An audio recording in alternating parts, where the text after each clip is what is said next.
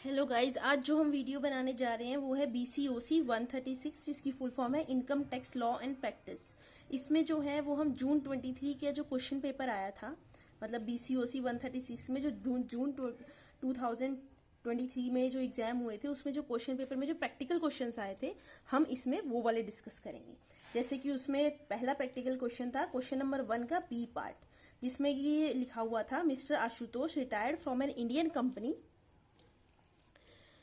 After serving for 34 years 4 month. अब इसमें ये बोला हुआ था कि जो मिस्टर आशुतोष हैं उन्होंने 34 साल एक कंपनी में काम किया है और वो जो है वो रिटायर हो रहे हैं 31 दिसंबर 2021 को। अब इसमें क्या लिखा हुआ है, the company paid him 8 lakh as gratuity under the payment of gratuity act 1972। अब इसमें क्या है कि ये under the gratuity act 1972 8 lakh रुपए इनको ग्रेचुटी मिल रही है।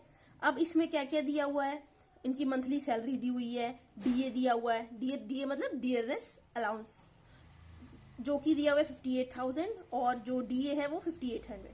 Compute the exempted gratuity under section 10 subsection 10 का second of income tax act. अब हमें ये देखना है कि इनकम टैक्स एक्ट के अंदर इनकी जो इनकम होती है वो इसमें जितनी भी इनको ग्रेचुटी मिली है उसमें से कितनी ग्रेचुटी जो होगी वो इसमें पूछा गया है एग्जेम्प्टेड, मतलब कितनी जो ग्रेचुटी होगी वो एग्जेम्प्ट होगी। अब हमें एग्जेम्प्ट अमाउंट देखना है 8 लाख होगा या अगर 8 लाख से ज्यादा है तो मतलब पूरा 8 लाख जो है वो एग्जेम्प्ट हो जाएगा, और अगर 8 लाख से कम है दैट मीन्स मान लीजिए चाहे हमारा कितना भी आता है 8 लाख से कम 7 लाख आया 6 लाख आया तो मतलब वो एग्जेम्प्ट है, बाकी सब जो है वो टैक्सेबल है। तो अब हमें देखना है कि जो रूल है ये जो हमारा सेक्शन है 10 सबसेक्शन 10 क्या कहता है। सेक्शन 10 सबसेक्शन 10 जो है वो इनकम टैक्स एक्ट का वो कहता है any gratuity received by an employee covered by the payment of gratuity act 1972 is exempt from tax to the extent as stated below. वो कहता है कि इन तीनों में से जो भी लेस होगा ना वो जो है वो एग्जेम्प्ट होगा। अब लेस होगा तो अब हमें ये देखना है कि इसमें से जो है वो लेस कौन सा है। पहला 15 days salary for each year service, मतलब जितने साल उसने सर्विस की है हर एक साल के लिए 15 दिन की सैलरी, अगर 2 साल की है तो मतलब 15 दिन की सैलरी इंटू 2 क्योंकि 2 ईयर्स है, ठीक है। और या फिर 20 लाख एज मैक्सिमम अमाउंट या फिर 20 लाख या फिर एक्चुअल अमाउंट ऑफ ग्रेचुटी। अब इन तीनों में से जो लेस होगा वो चीज जो होगी वो होगा हमारा अमाउंट जो एग्जेम्प्ट है। अब हमें सबसे पहले क्या निकालना होगा 15 डेज सैलरी। हमारी 15 डेज सैलरी क्या निकली 58,000 सैलरी। इसमें हम डीए भी ऐड करेंगे क्योंकि वो डीए जो होता है वो भी सैलरी का पार्ट होता है इंटू 26। यहाँ 31 नहीं करेंगे, टोटल सैलरी जो होती है वो 4 तो छुट्टी होती है तो 26 से डिवाइड करेंगे इंटू 15 एक दिन की। अब इसमें क्या हुआ 15 दिन की सैलरी कितनी निकली 36,808। अब 36,808 फॉर 1 ईयर, ये जो है ये फॉर 1 ईयर है और इन्होंने कितनी salary complete year of service 34 years into और 4 मंथ दिया हुआ है तो हम 4 मंथ को काउंट नहीं करेंगे, कंप्लीट ईयर कितने 34। तो यह 36,808 इंटू 34 मतलब या तो ये अमाउंट एग्जेम्प्ट होगा या दूसरा 20 लाख दिया हुआ था या एक्चुअल अमाउंट जो 8 लाख है। अब इन तीनों में से लेस कौन सा है 8 लाख। अगर 8 लाख ये लेस है दैट मीन्स 8 लाख जो है वो हमारा फुली एग्जेम्प्ट हो जाएगा। So lowest amount is 8 lakh which is completely exempt. अब हमारा जो दूसरा क्वेश्चन था वो था क्वेश्चन नंबर 3, जिसमें दिया हुआ था कोई मिस्टर संजय हैं जो कि एबीसी लिमिटेड कंपनी में एक एम्प्लॉय है। अब उन्होंने ये सब जो डिटेल दी हुई है ये उनकी दी हुई है। हमें क्या निकालना है taxable salary amount, gross and taxable salary amount for assessment year 22-23। अब हमें क्या क्या दिया हुआ है बेसिक पे दिया हुआ है, डियरनेस अलाउंस दिया हुआ है जिसमें लिखा हुआ है 20% is use for benefit of retirement. That means ये जो है ये सैलरी का पार्ट बनेगा क्योंकि जो हमारा इनकम टैक्स एक्ट है वो कहता है जितना भी बेनिफिट ऑफ रिटायरमेंट होगा ना वो बनेगा उनका सैलरी का पार्ट। जिसमें नहीं दिया होता उसमें हम सोच के चलते हैं कि जितना डीए है सारा का सारा बेनिफिट फॉर रिटायरमेंट है। तीसरा दिया हुआ है हाउस रेंट अलाउंस जो कि है हमारा 15,000। ही pays 18,000 per month as rent for his accommodation in Chennai. अब हाउस रेंट अलाउंस उसको मिलता है 15,000 जबकि एक्चुअल रेंट ऑफिस की तरफ से जो उसको मिलता है रेंट वो ये है कि आप 15,000 के रेंट पे रह लो, इसका मतलब ये है। लेकिन एक्चुअल में जो उसको घर मिला वो मिला 18,000 में। तो अब हम इसका देखेंगे इसकी क्या होती है। अब सबसे पहले हम करेंगे कैलकुलेशन ऑफ एचआरए। भाई कितना जो हाउस रेंट अलाउंस उसको दिया गया है उसमें से कितना जो है वो एग्जेम्प्ट हो जाएगा। अब ये रूल क्या कहता है, least of the following will be exempt. Least मतलब या तो एक्चुअल HRA, लीस्ट मतलब इन तीनों में से जो कम होगा वो एग्जेम्प्ट होगा। दैट मीन या तो एक्चुअल HRA जो कि 15,000 इंटू 12 महीने की होगा, rent paid minus 10% of salary, या जितना रेंट उसने दिया है पूरे फॉर ईयर, ये पूरे साल के लिए होगा, माइनस में 10% ऑफ सैलरी। अब सैलरी हमें कैलकुलेट करनी होगी, उसका 10% हमें इसमें से माइनस करना होगा, या तो वो अमाउंट, या फिर तीसरा 50% ऑफ सैलरी, मतलब जो भी सैलरी आई है हमारी उसका 50% अमाउंट। अब इन तीनों में से जो लेस होगा ना वो आएगा हमारा एग्जेम्प्ट अमाउंट, और बाकी जो अमाउंट होगा वो हो जाएगा टैक्सेबल। अब इन तीनों में अब हम ये तीनों कैलकुलेट करते हैं। एक्चुअल HRA कितना था, 15,000 इंटू 12, 1,80,000। रेंट पेड उन्होंने दिया हुआ है 18,000 इंटू 12, 2,16,000, और 10% ऑफ सैलरी। अब सैलरी हम कैलकुलेट करेंगे, सैलरी थी 48,000 प्लस 3,600, ये सिर्फ वो पार्ट है जो कि बेनिफिट ऑफ रिटायरमेंट होगा।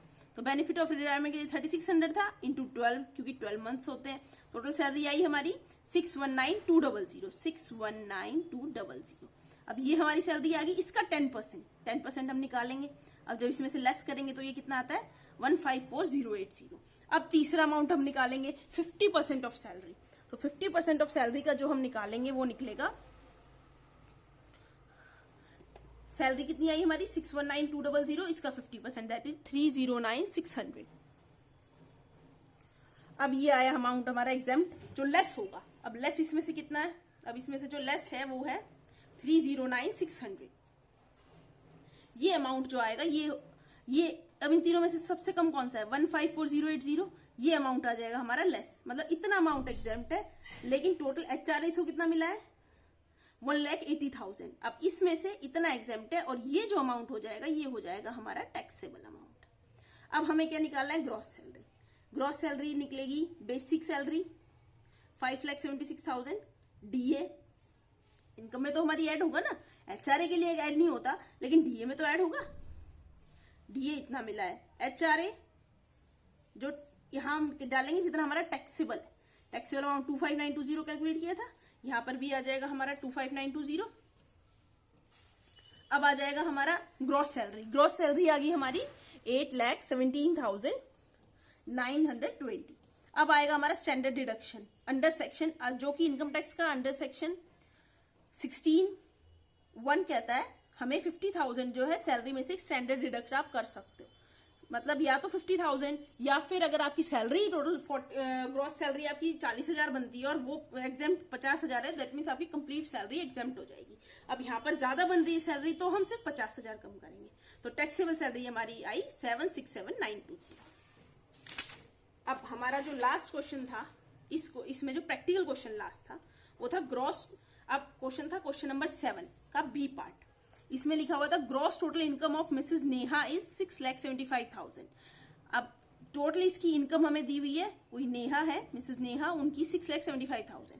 इसने डिपॉजिट कर दिया प्रोविडेंट फंड में 50,000 रुपए, डोनेशन कर दिया एक पॉलिटिकल पार्टी को 10,000 रुपए, prime minister national relief fund में डाल दिया 15,000, और मेडिकल इंश्योरेंस का जो प्रीमियम इसने दिया, ये हम मान के चलते हैं इसने खुद का ही मेडिकल इंश्योरेंस होगा। अच्छा, इसमें दिया हुआ है premium on the health of a spouse का दिया हुआ है 27,000, तो 27,000 इसने एक मेडिकल प्रीमियम दे दिया, और ये सब दिया हुआ है by cheque. Compute the total taxable income for the assessment year 2022-23। अब हमें क्या निकालना है, टोटल टैक्सेबल इनकम। अब हम क्या करेंगे, ग्रॉस टोटल इनकम हमें दी हुई है, अब हमें इसमें क्या निकालना है, सिर्फ वो पार्ट कितना एग्जेम्प्ट होगा और कितनी हमारी टैक्सेबल इनकम आएगी। अब 80C में जितना भी हम प्रोविडेंट फंड में करते हैं ना इन्वेस्ट, वो पूरा कंप्लीट एग्जेम्प्ट हो जाता है। 80D में ये होता है मेडिक्लेम। अब इस मेडिक्लेम में पर्सन का खुद का भी आ जाता है, चाहे मिसेस नेहा का हो या उसके स्पाउस का हो, दोनों का मिला के 25,000 एग्जेम्प्ट होता है, चाहे आपने कितना भी दिया हो। अब इसने दिया है 27,000, लेकिन एग्जेम्प्ट जो होगा वो सिर्फ 25,000 होगा, ये एक मैक्सिमम लिमिट होती है 80D सेक्शन की। अब donation to prime minister national relief fund में 15,000, okay complete. Donation to political party 10,000, totally exempt. अब ये टोटल मिला के कितना हो गया, 1 लाख। अब इसमें से 6,75,000 में से 1 लाख इनका एग्जेम्प्ट है, बाकी बचा 5,75,000, ये हुई इनकी टैक्सेबल इनकम। अब ये था जो था हमारा BCOC 136 के जून 2023 में जो क्वेश्चन पेपर आया था उसके प्रैक्टिकल क्वेश्चन। अब हम बाकी क्वेश्चन जो भी हैं, जो भी प्रैक्टिकल क्वेश्चन के असाइनमेंट के जो सॉल्यूशन है या प्रैक्टिकल क्वेश्चन जो हैं वो सब हम धीरे धीरे ला रहे हैं। तो थैंक यू फॉर वॉचिंग।